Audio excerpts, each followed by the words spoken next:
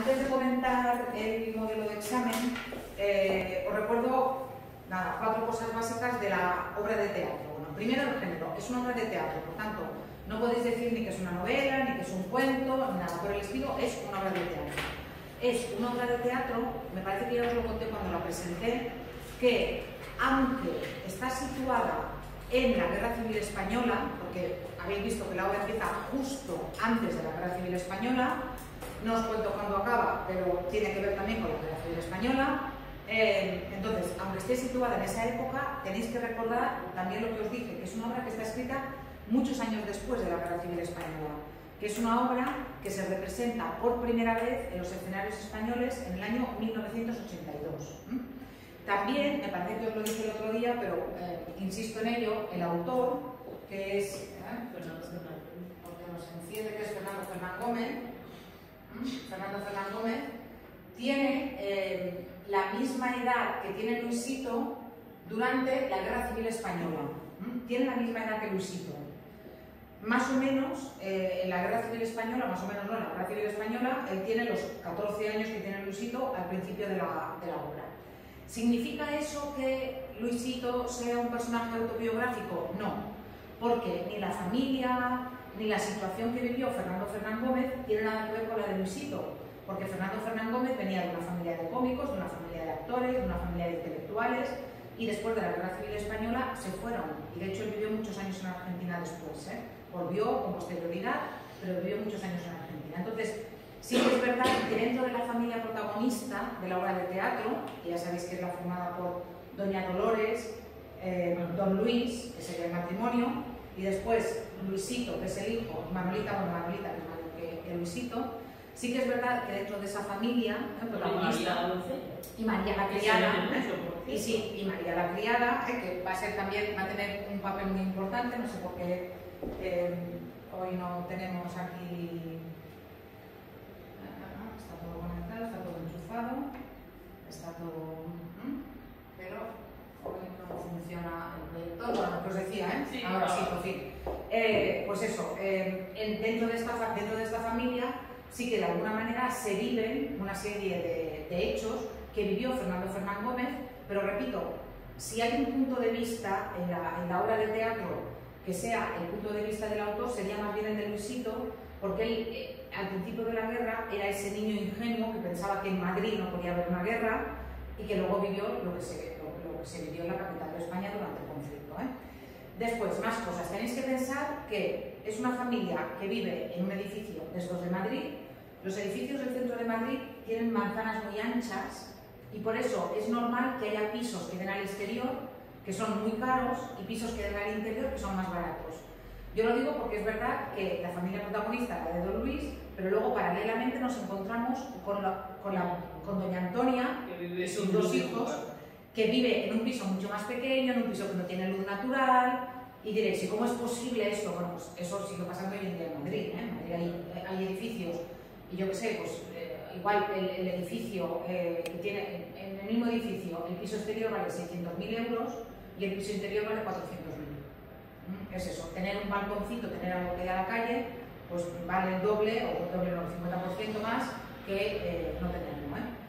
¿Qué más cosas os quiero contar? El título. Fijaos muy bien en el título y fijaos muy bien en el símbolo de la bicicleta. Vais a ver que sale una bicicleta al principio, lo habéis visto, que Luisito quiere que su padre le compre una bicicleta, y al final se vuelve a hablar de la bicicleta. Entonces, fijaos muy bien porque el título es un título muy simbólico, porque también el verano que aparece en el título es un verano simbólico. Tenéis que pensar también que el golpe de estado de Franco fue el 18 de julio, en pleno verano. Entonces, cuando se habla del verano en la obra, sobre todo al final, ya veréis qué alusión se hace al verano, tenéis que pensar qué significa en realidad ese verano. No os cuento mucho más porque eso lo he dicho, pero eso es lo que tenéis que pensar. A ver si consigo encender esto. Esto no. Ahora, venga, va.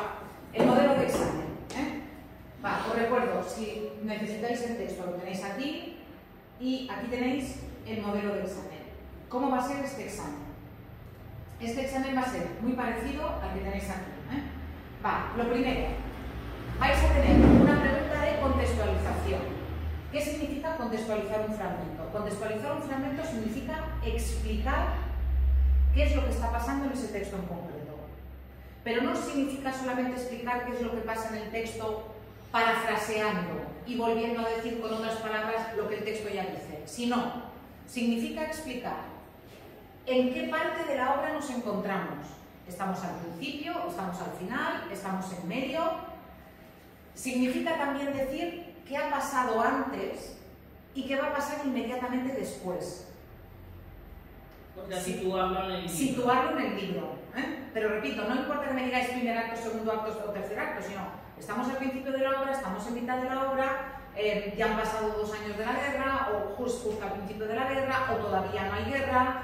¿Vale? Se diferencia por cuadros.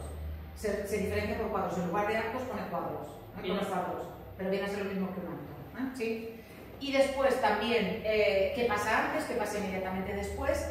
¿Por qué es importante este fragmento? Y también quiénes son los personajes que aparecen y su importancia en la obra.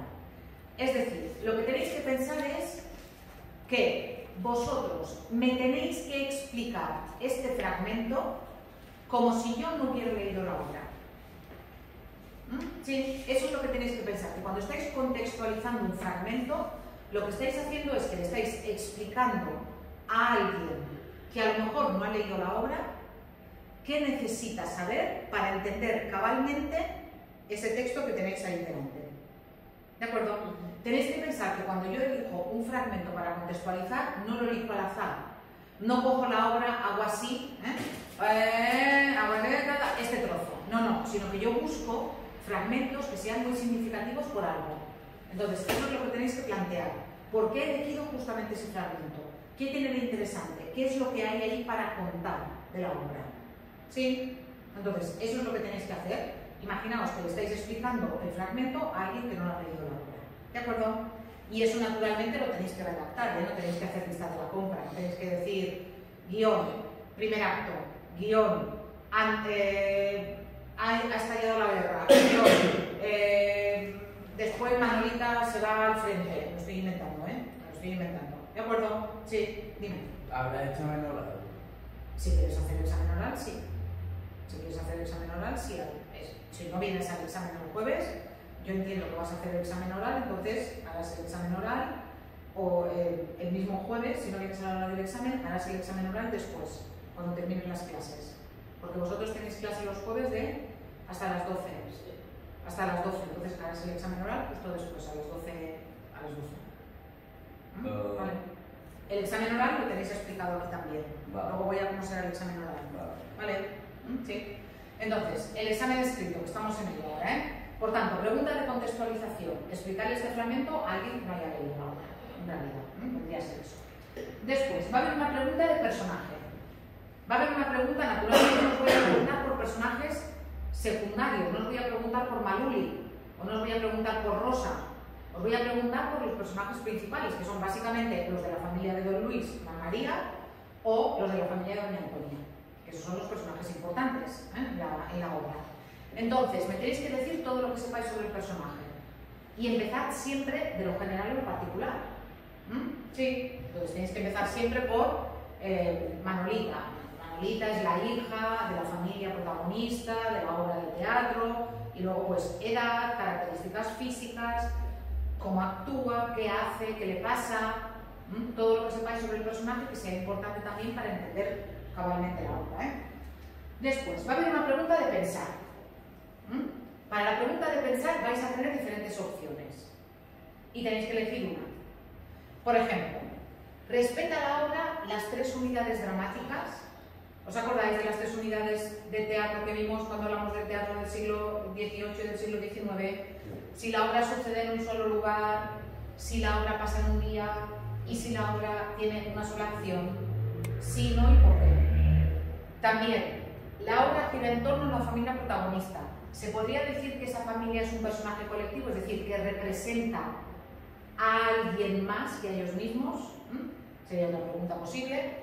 ¿Cómo aparece el tema del hambre a lo largo de la obra? ¿O cómo aparece el tema del sexo a lo largo de la obra? ¿O cómo aparece el tema de la literatura a lo largo de la obra? O, por ejemplo, se me ocurre otra pregunta. ¿cuál es el personaje que más evoluciona a lo largo de la obra? No hay respuesta mala, hay respuesta mal argumentada.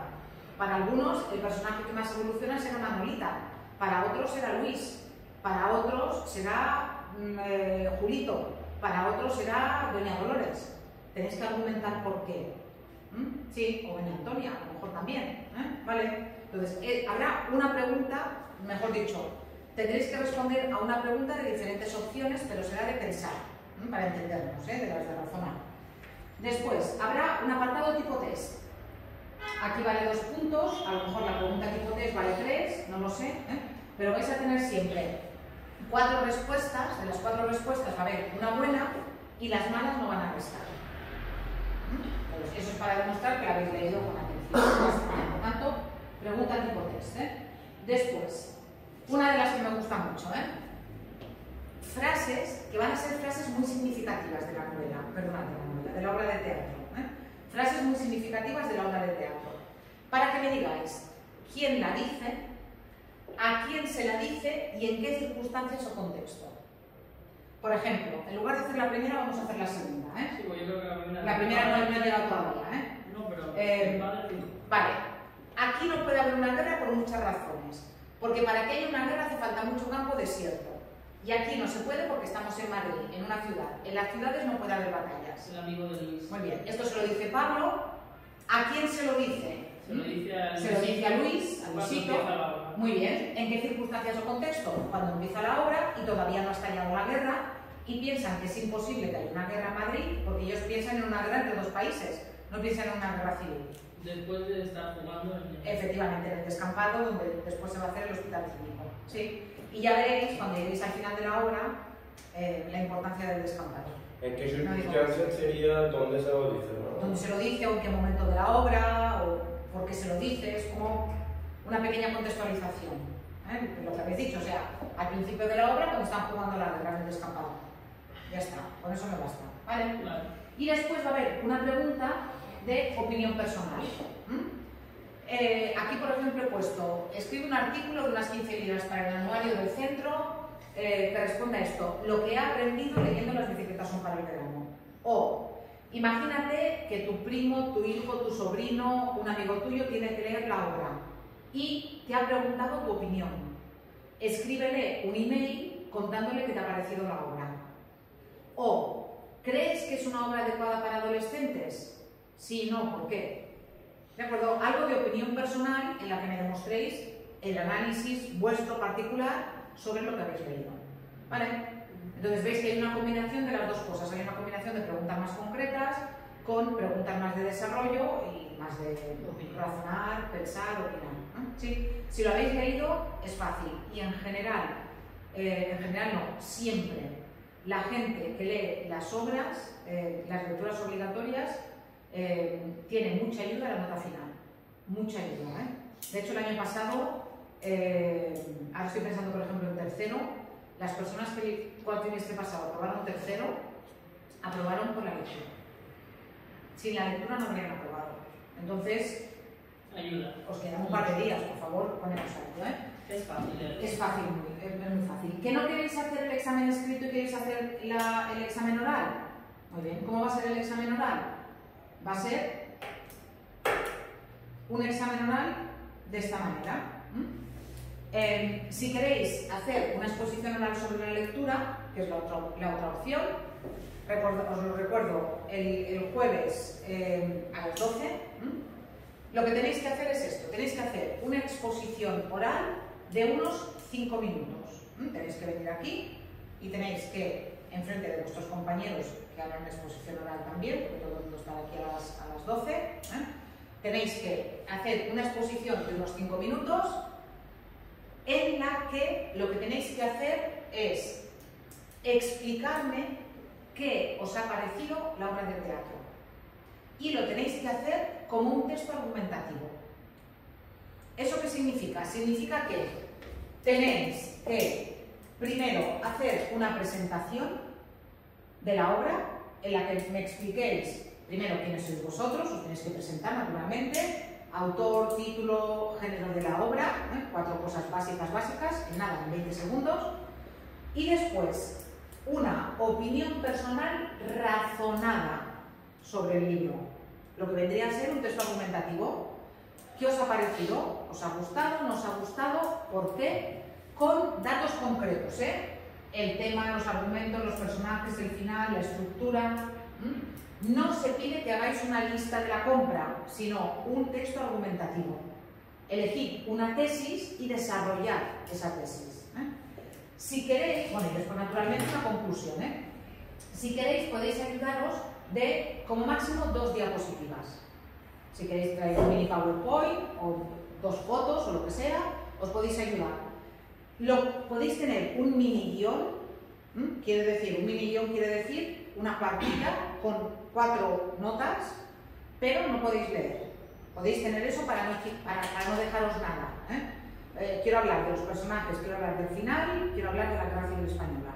Entonces me hago 3 puntos para no me tengo que dejar esto.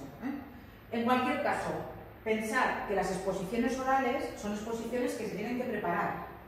No es vengo aquí y suelto lo que me parece, sino lo que tenéis que hacer es practicar en casa, cronometraros, porque la exposición tiene que durar 5 minutos. Si dura 5 y medio no pasa nada, pero no quiero que dure 8 o 9. Deja el móvil, por favor. ¿Vale? Sí, entonces si queréis hacer exposición oral, ningún problema. Después de que hayáis hecho esa exposición, 5 o 6 minutos como máximo, después habrá un debate. Vuestros compañeros o yo os haremos alguna pregunta, no muchas, pero 2, 3, sobre lo que hayáis dicho. Por ejemplo, durante tu exposición has dicho que lo que más te ha gustado de la obra es el final, pero no has explicado por qué te ha gustado el final de la obra. ¿Lo puedes desarrollar? O, por ejemplo, durante tu exposición has dicho que te ha resultado muy difícil entender, por ejemplo, el momento en el que se tira pan desde aviones. Vale, ¿me puedes explicar a qué crees que se debe que no lo hayas entendido y me puedes dar alguna hipótesis de por qué tiraban pan desde los aviones? Vale, entonces sobre lo que ya habéis dicho habrá eso, 2 o 3 preguntas. ¿De acuerdo? Entonces si queréis hacer exposición oral, ningún problema. El jueves a las 12, yo lo pondré en el aula virtual, podéis venir y hacéis exposición oral de la lectura. ¿Vale? Y ya está. Si no tenéis alguna pregunta más sobre la lectura, sobre... No he terminado de pillar la primera pregunta del examen escrito. ¿Cuál? ¿La de la contextualización? La primera de todas, creo que. Pues lo que te he dicho, lo de... Tú imagínate que yo no hubiera leído la obra de teatro y el fragmento que yo te doy me lo tienes que explicar. Me tienes que decir, estamos al principio de la obra. En este fragmento nos encontramos a 2 niños de 14 años, que son Pablo y Luisito, que están jugando a la guerra a las afueras de Madrid. Y dicen que en Madrid no puede haber batallas porque es una ciudad y además estamos muy lejos de la frontera. Sin embargo, después de la obra vamos a darnos cuenta de que en Madrid sí que hay batallas, y puede haber batallas o hubo guerras, porque después vino la guerra. Ya está, es eso. ¿De acuerdo? Imaginaos que os pusieron un fragmento del principio, sería eso. ¿Ah? Bueno, si no tenéis nada más, vamos a continuar con lo que estábamos viendo el otro día, que es la literatura de la Edad de Plata, y en concreto vamos a hablar de la generación del 98, para ya ir terminando con estos apartados justamente de la literatura de antes de la Guerra Civil Española. Por eso pensad que por eso he elegido esta obra de teatro, porque esta obra de teatro va muy bien para que entendáis qué pasa durante la Guerra Civil Española, y eso me sirve para terminar el tema 2 y luego me sirve para empezar el tema 3, porque veréis que la literatura española después de la guerra, en fin, fue otra cosa completamente diferente a lo que tendría que haber sido si no hubiera habido guerra civil. Sí, ya lo visteis cuando hablamos de la Edad de Plata y del momento esplendor de la literatura española con tantos autores y tantas generaciones conviviendo. Venga, recordad que una de las cuestiones candentes de la literatura española es saber si esa primera generación que nos encontramos entre finales del siglo XIX y principios, sobre todo del siglo XX, que estaría formada por modernistas y 98istas, en realidad es una sola generación literaria, o si en realidad son 2 grupos diferentes, 2 movimientos literarios diferentes que conviven en el mismo espacio y en el mismo tiempo.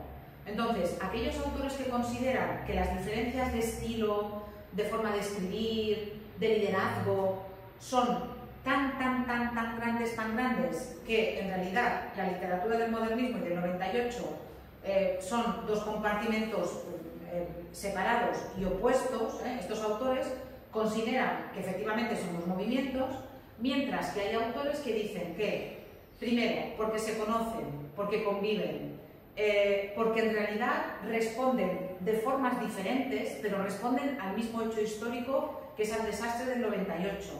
Porque además hay trasvase de escritores. Hay escritores que empiezan siendo modernistas y acaban dentro de la generación del 98. Por estas razones, en realidad hay autores que dicen que son dos caras de la misma moneda y que por tanto no se pueden considerar dos movimientos literarios completamente opuestos, sino que son dos respuestas diferenciadas ante un mismo hecho y que se puede considerar que el modernismo sería más internacional, más amplio, porque abarca a otras disciplinas artísticas, mientras que la generación del 98 sería nacional, se daría solamente en España y se estaría circunscrita solamente a la literatura, pero que en realidad no serían dos movimientos completamente opuestos. Entonces, no hay una respuesta buena ni hay una respuesta mala.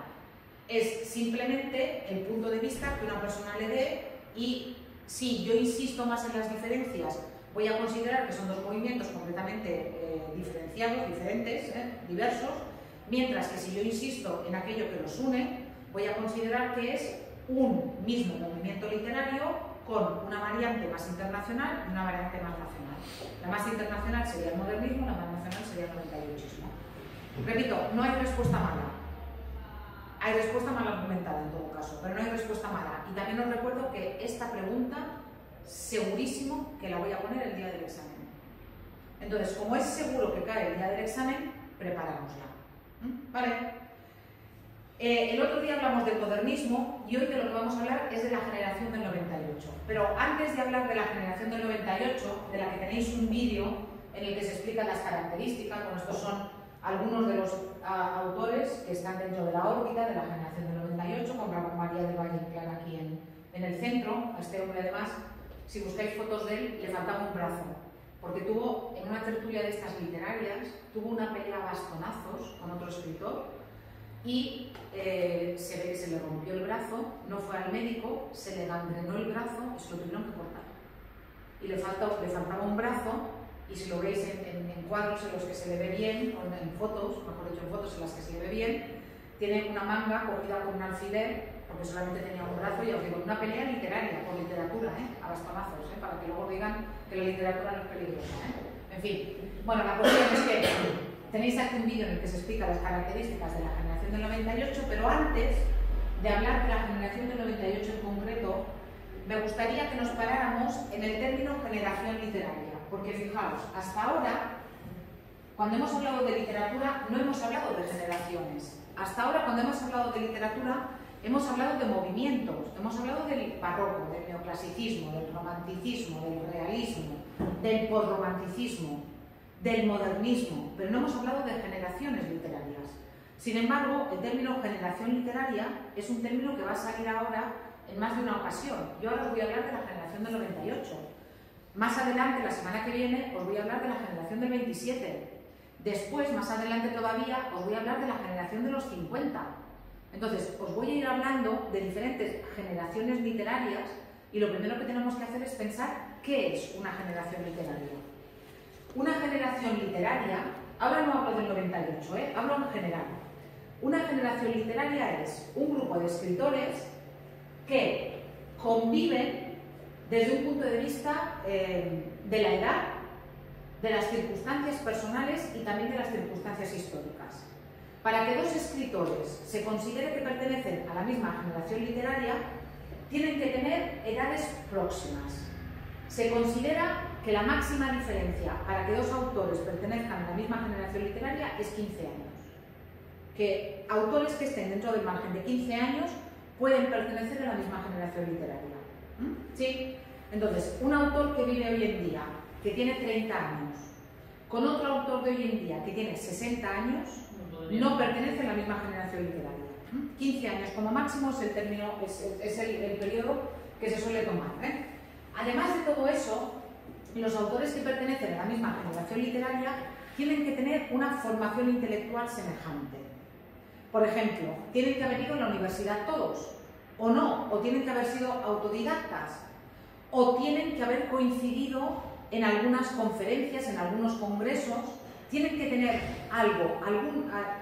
alguna formación intelectual que más o menos sea similar a los miembros del grupo. Imaginaos, si todos son autores que han crecido en una élite cultural, que han vivido en familias muy cultas, con muchos libros, con padres profesores, universitarios, médicos, abogados, y luego hay un autor que por edad y que por otras características podría pertenecer a la misma generación, pero que resulta que fue analfabeto hasta los 12 años y se buscó la vida luego, en fin, para crecer intelectualmente, no van a pertenecer a la misma generación literaria. No pueden pertenecer a la misma generación literaria. Y estoy pensando en un ejemplo concreto de la generación del 27 que si me da tiempo os explicaré. Después, tienen que tener una convivencia personal. ¿Significa que tienen que haber compartido piso? No. Significa que tienen que conocerse y hacer cosas juntos, o en las mismas tertulias, o en los mismos cafés, o escribir en las mismas revistas, o participar en los mismos actos, o invitarse a conferencias mutuas, pero tienen que tener relaciones personales. Pero ¿cómo inicias eso? ¿Un amigo de invita a otro? Claro, claro. O por ejemplo, resulta que yo escribo y entonces me presentan en un bar, pues mira, fulanita de tal también es escritora. Mira, pues ¿sabes qué? Pues voy a presentar un libro, ¿por qué no vienes? Entonces, es como comienzan las relaciones de amistad. Digamos que tienen que tener relaciones de amistad, por decirlo así. Aunque a veces son relaciones de amor-odio, las generaciones literarias. Porque luego hay celos y hay envidias y cosas de estas. Pero bueno, tienen que convivir, tienen que conocerse. Después tiene que haber algún hecho histórico, algún hecho generacional, algo que les una, algo que les sacuda, algo que les despierte. Ya lo veremos en el caso del 98, lo veremos también en el caso del 27. Después, tienen que tener un uso particular de la lengua literaria. Tienen que escribir de alguna manera que sea identificable entre ellos. No significa que tengan que escribir de la misma manera, pero sí que tienen que tener algún hecho diferencial que los distinga de otras generaciones literarias y también de otros movimientos literarios que para ellos ya están anticuados, que para ellos ya están anquilosados. ¿De acuerdo? Es decir, tienen que ser nuevos, tienen que proponer nuevas formas, porque consideran que lo antiguo ya está pasado de moda. En el caso de la generación del 98, y ahora ya voy en concreto a la generación del 98, que estaría formada en principio por estos 5 autores que tenéis aquí claramente, y luego por otros autores que se pueden adscribir también a la generación del 98, pero como autores básicos, núcleo duro, diríamos, del grupo, tendríamos al que se considera el líder del grupo, que es Miguel de Unamuno, que además era el mayor del grupo, por edad. Después tendríamos también a Pío Baroja, a Antonio Ruiz, que firmaba con el seudónimo de Azorín, y después tenemos a estos 2 autores, que son los más jóvenes del grupo. Antonio Machado en concreto es el más joven. Entre Unamuno y Machado hay 15 años de diferencia justamente. Valle Inclán y Antonio Machado empiezan siendo modernistas. Las primeras obras, tanto de Ramón María del Valle Inclán como de Antonio Machado, son obras claramente modernistas. Pero llega un momento en el que el modernismo se agota o ellos se cansan de tanto modernismo en una época tan convulsa y van a llevar sus ojos hacia lo que está pasando a España, van a expresar que les duele España, que es una expresión que usa el 98, y van a querer regeneracionar España, van a querer que cambien las cosas en España y van a intentarlo a través de la literatura. No lo van a conseguir naturalmente, pero van a intentarlo. Entonces, esa es la base de la generación del 98. Y como os digo, en el caso de Valle Inclán y de Antonio Machado se produce esta evolución, este trasvase. Ellos empiezan siendo modernistas y después van a estar dentro de la generación del 98. Al revés, no va a haber ningún caso. no va a haber ningún escritor que empiece siendo de la generación del 98 y que luego se pase al modernismo. ¿Por qué no va a haber ningún caso? Pues porque la evolución natural es esa, la evolución natural es, primero vivo como en un mundo de fantasía y cuando la realidad me va dando golpes, y me voy chocando contra lo que está pasando en el mundo, cambio mi perspectiva. Entonces, esa evolución en la que se produce, repito, en estos dos autores, que son además muy significativos y que son muy importantes en el grupo. Además de todo eso, son una generación literaria, es decir, ¿qué características tienen los del 98 para ser una generación literaria? Bueno, pues primero, lo que ya os he contado, tienen relación entre sus componentes, se conocen, participan en actos conjuntos. Por edad, tienen edades próximas. También os lo he dicho, entre el mayor, que es Miguel de Unamuno, y el más joven, que es Antonio Machado, hay 15 años de diferencia. Por tanto, se cumpliría el requisito de coetaneidad. Además de todo eso, tienen algo que los une y que es muy característico del grupo. Mirad, ninguno de ellos nace en Castilla. Miguel de Unamuno es vasco, Pío Baroja es vasco, Azorín es valenciano, Valle Inclán es gallego y Antonio Machado es sevillano. Ninguno nace en Castilla, pero por diferentes razones todos acaban viviendo en Castilla o en Madrid. Madrid entonces era parte de Castilla, ¿sí? Y todos acaban sintiendo algo muy profundo por Castilla y van a buscar en Castilla lo auténticamente español, lo que habría que reivindicar. El pasado español que ellos quieren reivindicar es el pasado castellano, de trabajo, de seriedad, de recuperar una serie de valores que ellos consideraban que se habían perdido. Y es muy curioso porque todos tienen alguna obra centrada en Castilla. Y muchas de las obras fundamentales, principales de estos autores, son obras que están situadas en Castilla. Debidas a la generación del 98. En la generación del 98, sí. Porque ellos, repito, este afán de regeneracionar España lo unen al alma castellana. Pero lo más curioso es que ninguno nace en Castilla. Pero, por ejemplo, Miguel de Unamuno, a pesar de ser vasco, murió en Salamanca, de cuya universidad fue rector durante muchos años. Si alguna vez vais a Salamanca, que es una ciudad preciosa, que yo recomiendo, y visitáis la Universidad Antigua, se conserva como casa-museo la casa donde vivió Unamuno muchos años. Y está su cama, están sus libros, están sus cosas allí. Y en fin, es muy interesante visitar la casa de Unamuno, porque además es una casita pequeña, pero ya os digo, está pegada a la Universidad Antigua y en fin, es precioso y ayuda a entender muchas cosas de la vida de Unamuno. Pero ya os digo, Unamuno terminó viviendo en Salamanca, donde murió. En el caso de Antonio Machado nació en Sevilla, aprobó oposiciones a profesor de francés y lo enviaron a Soria a trabajar en un instituto. Allí en Soria, él, en lugar de alquilarse un piso, se fue a vivir a una pensión. Y los dueños de la pensión tenían una hija de la que Antonio Machado se enamoró perdidamente.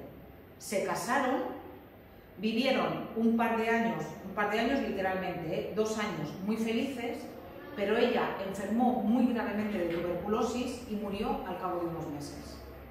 Entonces, él escribió la obra Campos de Castilla, que es su obra fundamental, y la obra está dividida en 2 partes, mientras vive su mujer, que se llamaba Leonor, y en muerte de Leonor. 2 partes, claramente diferenciadas. ¿Y por qué os cuento todo esto? Porque para Antonio Machado, el paisaje de Castilla y Soria en particular, van a estar muy ligados a ese amor que él sintió por Leonor, a ese amor intenso. Además, Antonio Machado se casó ya bastante mayor, ya tenía cerca de 40 años cuando se casó, ella era jovencísima, ya tenía 15 cuando se casaron, tenía 15 años. Fue un matrimonio por amor, ya no se casó obligada ni nada por el estilo. Hoy en día sería pederastia, claramente, pero también es verdad que en aquellos años, en fin, no se consideraba así. Las cosas eran diferentes en aquellos momentos, pero sí que es verdad que ella era muy joven cuando se casaron. Cuando ella enfermó, él hizo todo para intentar curarla. Y de hecho, Rubén Darío, ¿os acordáis? El líder del modernismo, Rubén Darío les prestó dinero para que se fueran a París, porque había un sanatorio en París muy famoso, pero nada, al final Leonor se salvó y, en fin, es una historia muy triste, pero Antonio Machado liga ese sentimiento a Castilla, como os he dicho, el sentimiento del amor. Además de todo esto, a ver, es verdad que su pensamiento político no es igual, Los hay que son más de derecha, los hay que son más de izquierda, los hay que son más radicales, menos radicales, pero sí que es verdad que les une un sentimiento que es el anticlericalismo. Cuidado, anticlericalismo no es anticatolicismo, porque de hecho Unamuno era muy religioso. Anticlericalismo significa que están en contra de esa iglesia que ellos piensan que es la que no permite avanzar a España. Ellos piensan que uno de los males de España es que en España cuando no llueve, en lugar de haber recogido el agua previamente haciendo embalses, se saca una estatua de un santo para pedir que llueva. Estoy poniendo un ejemplo muy tonto, pero es que eso es lo que pasaba. O sea, la influencia. La influencia de la Iglesia. Ellos están en contra de la influencia de la Iglesia. Ellos piensan que España avanzará mucho más si en lugar de rezar, estudiamos. Y repito, y alguno de ellos era muy creyente, como Miguel de Unamuno, que era profundamente creyente, pero estaba en contra de esa Iglesia que no permitía avanzar el país. Además, en concreto. de la Iglesia católica, de la Iglesia católica en España, como funcionaba en España. Todos tienen preocupaciones similares. ¿A qué me refiero con preocupaciones similares? A lo que os he contado antes. A todos les duele España, a todos les preocupa España, a todos. Es muy curioso porque ellos son muy nacionalistas, ellos son muy españolistas, pero son nacionalistas en el sentido de que, como son españolistas, ellos querrían que su país fuera el primero del mundo. Y en lugar de agitar la banderita y decir ra, España ganará y ra, España es lo mejor, al contrario, ellos miran a otros países de Europa y ellos piensan que tienen que europeizar España. Ellos piensan que España necesita que le den la vuelta como un calcetín para volver a ser otra vez una potencia mundial y para poder volverse a sentir orgullosos otra vez de ser españoles. ¿Entendéis este tipo de nacionalismo, verdad? Que no tiene nada que ver con llevar una banderita en la pulsera, sino que tiene que ver con, como me gusta mi país, quiero que mi país sea el mejor del mundo. Vale, ¿tiene preocupaciones similares? ¿Se refieren a las dos generaciones? ¿A las dos? No, todo esto en el 98. Yo ahora estoy en el 98, Estoy hablando de la generación del 98, no estoy hablando del modernismo. Vale. Estoy en la generación del 98. ¿Sí? Después, colaboran y se relacionan a través de los periódicos, es decir, se conocen entre ellos y colaboran entre ellos, y además de todo eso hay un hecho generacional que les une, que es en este caso la pérdida de las últimas colonias, el desastre del 98. ¿Vale? Autores. Mirad, aquí simplemente os he citado a 3 autores de la generación del 98. Aquí tenéis a Miguel de Unamuno. Ya os he dicho que murió en Salamanca, de cuya universidad fue rector durante muchos años. Este es un retrato de él. Y Miguel de Unamuno es un autor muy interesante. No tenéis ningún fragmento de ninguna obra suya, ni os he explicado nada de él, pero si alguna vez tenéis una horita y media tranquila en casa y queréis ver una muy buena película que narra justamente los últimos meses de la vida de Unamuno, aquí tenéis el enlace a la última película de Alejandro Amenábar, que se llama Cuando acabe la guerra, y que narra justamente los últimos meses de Miguel de Unamuno una vez estalló la Guerra Civil Española. Lo que le hicieron a él, lo que le hicieron a algunos amigos y lo que él pasó durante esos pocos meses de Guerra Civil Española que él vio, porque él murió el 31 de diciembre del 36 y la Guerra Civil Española estalló el 18 de julio del 36, que fue el golpe de Estado de Franco el 18 de julio. Y es una película muy interesante, porque además Miguel de Unamuno fue siempre liberpensador. Él estaba en contra de los franquistas y estaba en contra de los republicanos. Él quería otro tipo de república, que no esa república diferente de la república que tenía España en aquellos años. Y estaba mal mirado por uno y mal mirado por otros. Y repito, la película es muy interesante, Entonces, aquí tenéis el enlace. A lo mejor me tenéis que pedir permiso porque yo lo tengo subido en mi drive, pero si la queréis ver un día, una horita y media, ya os digo, ayuda muchísimo a entender el personaje y sobre todo a entender el contexto histórico en el que él se vio inmerso. Es muy emocionante la película, yo os la aconsejo. Después también aquí os cito a Pío Baroja, que también es otro de estos autores que fue, como os he dicho, vasco, era vasco, pero también terminó viviendo en Castilla. Él estudió medicina, pero después de ejercer la medicina durante algunos años, se desencantó tanto que acabó poniendo una panadería en Madrid con su hermano. Bueno, más que una panadería, era una especie de panificadora. Él no hacía pan, sino que la gestionaba, pero acabó regentando una panadería en Madrid después de ejercer la medicina. Y tiene como obra principal El árbol de la ciencia. Él fue novelista, escribió muchas obras, pero tiene El árbol de la ciencia. Y esta obra es muy interesante porque refleja también, casi de forma autobiográfica, esos años en los que él ejerció la medicina.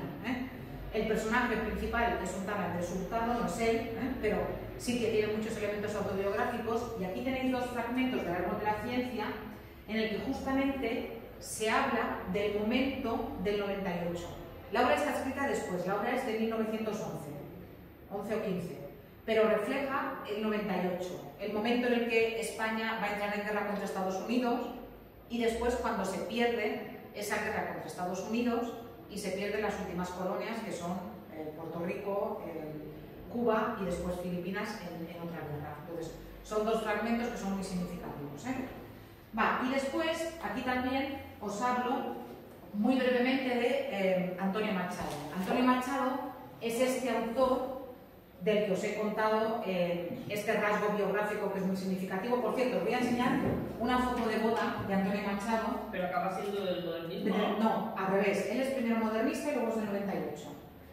No hay nadie que lo haga al revés. Antonio Machado y Valle Inclán primero son modernistas y luego son del 98. Mirad, os voy a enseñar una foto de boda de Antonio Machado y Leonor, para que la veáis a ella y lo veáis a él.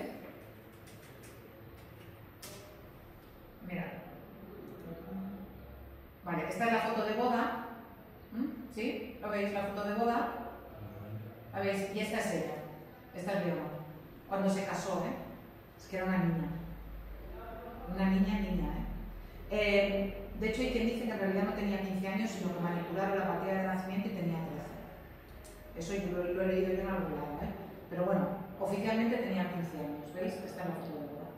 Este es Antonio Machado y esta es Leonor, A ver, Antonio Machado no fue un escritor muy prolífico, Fue un escritor que escribió pocas obras y fundamentalmente escribió poesía. Y es un caso raro dentro de la generación del 98 porque en general los autores del 98 escriben prosa, escriben fundamentalmente novela, pero Antonio Machado escribió poesía. Solamente escribió 3 libros de poemas, 3. Uno es claramente modernista, que es Soledades, Galerías y otros poemas. Después, su obra más importante es claramente 98ista, que es Campos de Castilla. Es esta obra que os he dicho que él escribe durante su estancia en Soria, primero los poemas de la primera parte, mientras Leonor vive, y luego, después de la muerte de Leonor, que escribe los poemas de la segunda parte ya cuando pide el traslado de Soria. Cuando su mujer muere, él no quiere quedarse en Soria, él no puede estar en Soria. Entonces va a estar primero en Segovia, después va a estar en Madrid, porque él de ninguna manera quiere, a Baeza, que se va también, está también en Andalucía, está en Baeza, está en Segovia y está en Madrid. Él de ninguna manera quiere volver a vivir en Soria con el recuerdo de Leonor tan presente. Entonces, escribe, repito, esta obra que es Campos de Castilla, que es una obra absolutamente fundamental para la generación del 98, porque además une las preocupaciones políticas, religiosas, existenciales de los del 98 con la visión del paisaje castellano y en el caso de Antonio Machado con el amor y con el descubrimiento del amor ya muy tarde, porque él cuenta que no se había enamorado hasta casi los 40 años cuando conoció a Leonor. Y después también escribe una última obra que es Proverbios y Cantares, de la que a lo mejor os suenan algunos versos: todo pasa y todo queda, pero lo nuestro es pasar, pasar haciendo caminos, caminos sobre la mar. ¿Os suena? Está musicado por Joan Manuel Serrat, musicado este poema. Si lo buscáis por internet lo vais a encontrar. Vale. Después tenéis aquí el poema A un olmo seco, que a mí me gustaría que lo leyerais. El próximo día, de todas maneras, haré un comentario muy breve de este poema. Este poema es el último poema escrito en vida de Leonor. En el siguiente poema de Campos de Castilla, Leonor ya está muerta. Entonces, si leéis el poema... Escrito por ella. No, escrito por él. Ella no escribe. Por eso, como has Ella dicho, es inspiración. por Leonor, No, era para Leonor. Dicho por Leonor, no. Sí. No, Leonor no escribe. Por eso digo, yo creo que En vida de Leonor.